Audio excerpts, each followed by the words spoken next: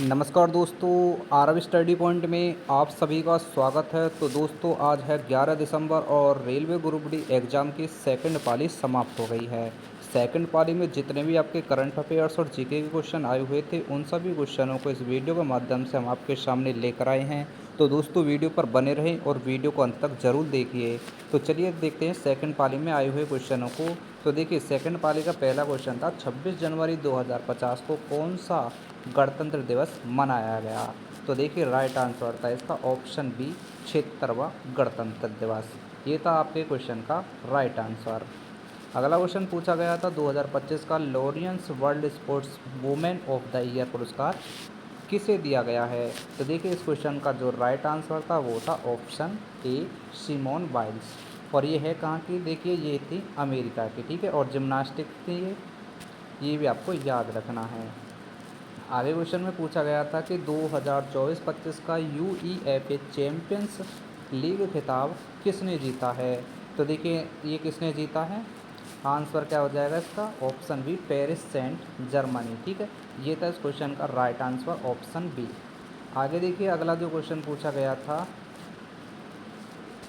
अगला क्वेश्चन था इसमें देखिए कि मार्च 2025 में कौन नीति आयोग के नए पूर्वकालिक सदस्य नियुक्त हुए हैं। तो देखिए इनका जो नाम था वो है राजीव गौबा, ठीक है। ये था इस क्वेश्चन का राइट आंसर। आगे देख लेते हैं अगला क्वेश्चन जो पूछा गया था यहाँ पर।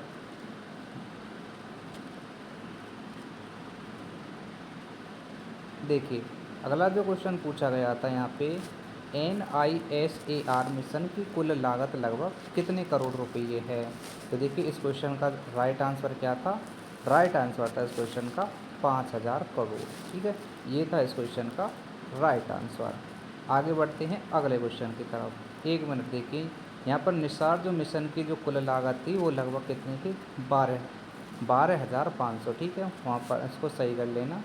ऑप्शन सी था इस क्वेश्चन का राइट आंसर। देखिए यहाँ पर इस क्वेश्चन का राइट आंसर दे रखा है, ठीक है, 12,500 करोड़ रुपये, ठीक है।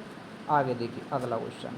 अगले क्वेश्चन में पूछा गया था अंतर्राष्ट्रीय आलू केंद्र का दक्षिण एशियाई क्षेत्र केंद्र कहाँ स्थापित किया जा रहा है।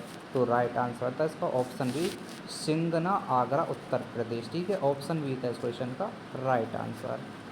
आगे देखिए अगला क्वेश्चन क्या पूछा गया था।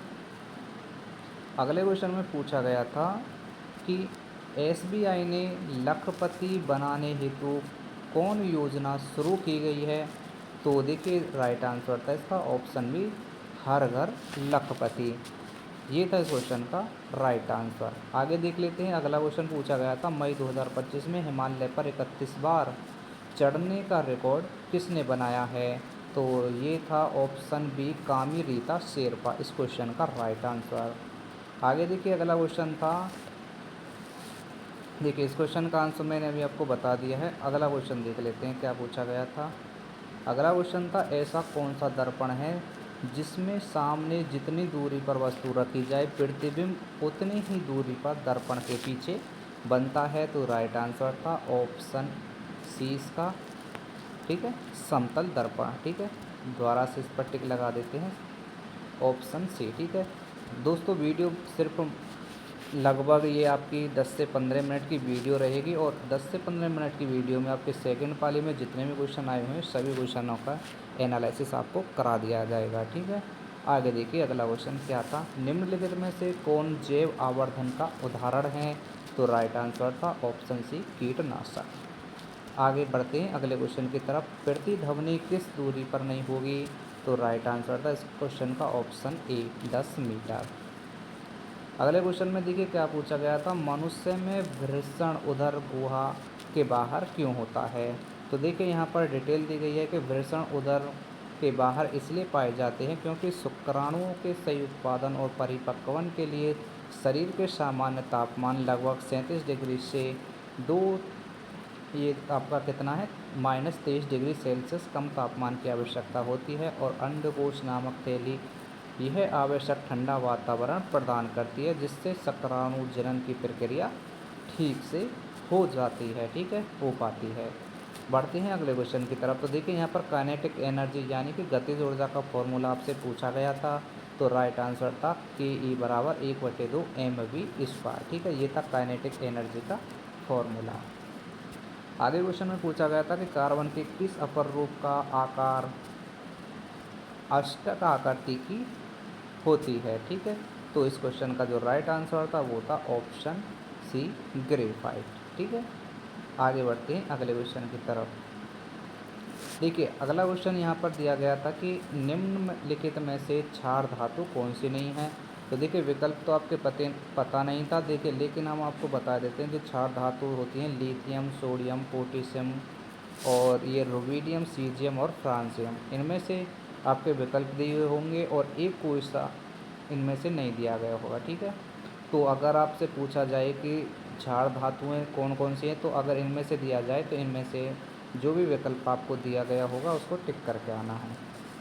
ठीक है, आगे देखिए अगला question. BBC Indian sports women of the year का पुरस्कार किसने जीता है। तो ये जीता है मनु भाकर ने। ठीक है, आगे बढ़ते हैं अगले क्वेश्चन की तरफ। रदरफोर्ड के अल्फा कर विकिरण उपयोग में स्वर्ण पन्नी पर प्रहार करने के संबंध में निम्न में से कौन सा कथन सत्य है। तो आंसर था अधिकतर कण सीधे चले जाते हैं, कुछ मुड़ जाते हैं। ये था इस क्वेश्चन का राइट आंसर। आगे देखिए अगला क्वेश्चन। उत्तल दर्पण में मुख्य अक्ष के समांतर आपतित किरण प्रतिबिंब के बाद किस बिंदु से आती हुई प्रतीत होती है। तो आंसर था इसका फोकस से। ठीक है, ऑप्शन सी था इस क्वेश्चन का राइट आंसर। आगे देखिए अगला क्वेश्चन, बहुत ही आसान क्वेश्चन था। चीनी को पानी में मिलाया जाता है तो क्या होता है। तो चीनी स्थायी रूप से घुल जाती है। ये था इस क्वेश्चन का राइट आंसर, ऑप्शन कौन सा, ए। ठीक है, आगे बढ़ते हैं अगले क्वेश्चन की तरफ। देखिए अगला क्वेश्चन पूछा गया था कि सक्रियता श्रेणी क्या दर्शाती है। सक्रियता श्रेणी क्या दर्शाती है। तो इसका जो आंसर था ऑप्शन बी था, धातुओं की क्रियाशीलता का क्रम दर्शाती है क्या, सक्रियता श्रेणी। आगे देखिए अगला क्वेश्चन था, नीति आयोग की रिपोर्ट के अनुसार भारत का कितना प्रतिशत क्षेत्र भूकंप के प्रति संवेदनशील है। तो आंसर था ऑप्शन सी, 59%।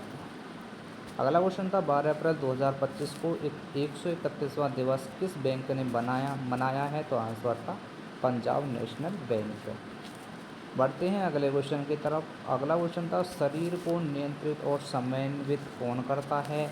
तो आंसर था इसका ऑप्शन बी, हार्मोन्स। आगे देखिए अगला क्वेश्चन था, शरीर में वृद्धि किस हार्मोन्स के कारण होती है। तो आंसर था ग्रोथ हार्मोन्स। ठीक है, ऑप्शन बी था इस क्वेश्चन का राइट आंसर। बढ़ते हैं अगले क्वेश्चन की तरफ। अगले क्वेश्चन में पूछा गया था, भारत में पहला राष्ट्रव्यापी घरेलू आय सर्वेक्षण कब से शुरू होगा। तो ये शुरू होगा फरवरी 2026 से।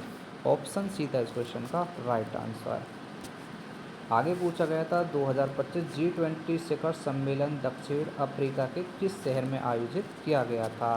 तो देखिए इस क्वेश्चन का आंसर क्या हो जाएगा। तो आंसर था इसका डबलिन। ठीक है, ऑप्शन डी था इस क्वेश्चन का राइट आंसर। तो G20 शिखर सम्मेलन किस शहर में किया जाएगा, दक्षिण अफ्रीका के डरबिन में। आगे क्वेश्चन में पूछा गया था, अम्ल और क्षार में कौन सा गुण समान होता है। तो आंसर था दोनों विद्युत अपघटन में विद्युत का संचालन करते हैं। तो ऑप्शन बी था इस क्वेश्चन का राइट आंसर। आगे क्वेश्चन में पूछा गया था कि एक बंदूक और एक गोली का प्रतिक्रिया बल समान होता है, फिर भी बंदूक कम विस्थापित होती है। तो देखिए यहाँ पर ये 3 विकल्प थे, तीनों ही आपके सही थे। ठीक है, तो चौथा विकल्प दिया गया था, इसमें उपरोक्त सभी था। तो ऑप्शन डी था इस क्वेश्चन का राइट आंसर। ठीक है, तो देखिए स्पेस थोड़ा सा कम था, उसकी वजह से यहाँ पर ये सोच के चलिए कि इसके तीनों ऑप्शन सही थे। ठीक है, आगे देखिए अगला क्वेश्चन। अगला क्वेश्चन पूछा गया था कि किसी पिंड का भार पृथ्वी से चंद्रमा पर जाने पर क्यों कम हो जाता है। तो आंसर था चंद्रमा का गुरुत्वाकर्षण पृथ्वी से कम होता है। ठीक है, तो देखिए फ्रेंड्स, ये थे आपके सेकंड पाली के वो क्वेश्चन जो आपके रेलवे ग्रुप डी की परीक्षा में पूछे गए थे। तो इसी प्रकार का एनालिसिस पाने के लिए हमारे चैनल को सब्सक्राइब कर बेल आइकन को अवश्य दबा लीजिए, जिससे हमारी आने वाली वीडियो की नोटिफिकेशन सबसे पहले आप तक पूछ सके, ठीक है। और आपको बता दें, इस चैनल पर सभी एग्ज़ामों का रिव्यू आपको कराया जाएगा। तो जब भी आपके एग्ज़ाम होगा तो आपको अपनी शिफ्ट में आए हुए प्रश्नों का एनालिसिस देखने को मिलता रहेगा, ठीक है दोस्तों। तो चैनल को सब्सक्राइब कर लीजिए। मिलते हैं नेक्स्ट वीडियो में थर्ड पाली के साथ में।